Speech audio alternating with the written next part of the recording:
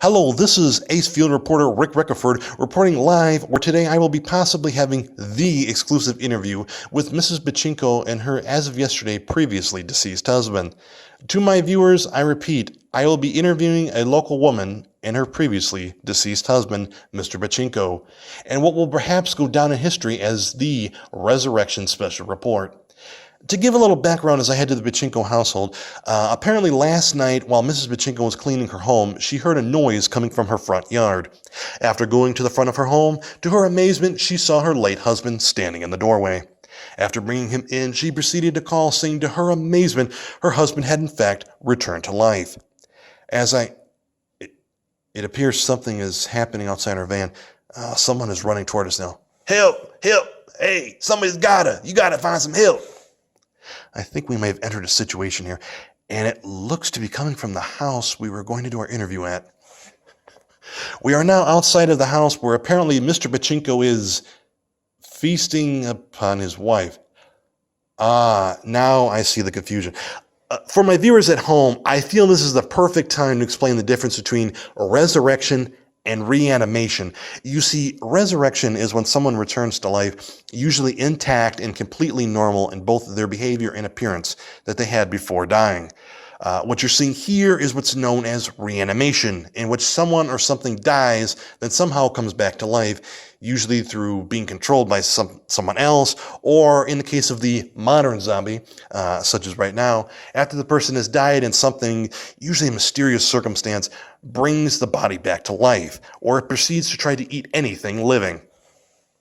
Now, as to how to deal with the modern zombie, I'll be showing you with our Action News shotgun, although any form of weapon should work, but since you want to keep your distance, firearms are the best method to go. Now, the golden rule for killing a zombie is simply head equals dead.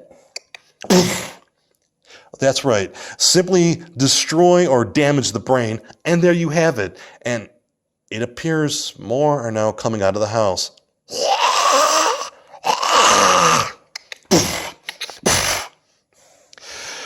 Well, it appears the infection has been able to spread a bit, which for those of you that don't know,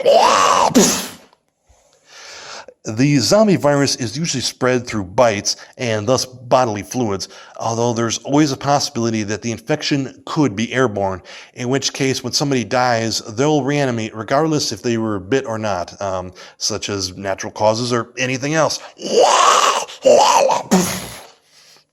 I believe we may need to leave now, as it seems more and more coming, possibly more than we can handle. Come on, go back to you, Herbert, in the studio. Well, that was a wild report, if I do say so myself. Rick, what else could you tell us about? Or better yet, you think you could put a few more down, to get the ratings up? Well, since we appear to be trapped, considering they're now surrounding the news van, no, Herbert. Absolutely not. In this situation, I would strongly advise against rolling down the windows or anything else reckless that would put yourself or others in danger. Now,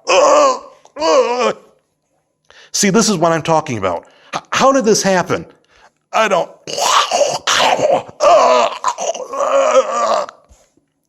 Give me the gun back and cut back to Herbert for a minute. Billy. No, Rick, man. The ratings are through the roof. Hey, Rick.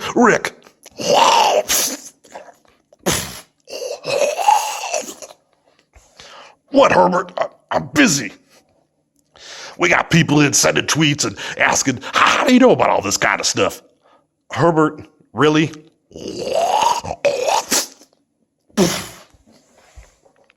Really? Now they're coming to the passenger side. Hey, what name do you prefer to use for these things? The undead, zombies, walkers. Great, now the driver's starting to turn, which for those of you at home, the time of transformation can vary. And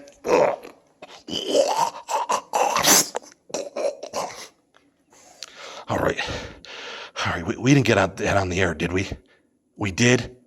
Oh, that's just great. With that said, this has been Rick Rickerford reporting live. Back to you in the studio.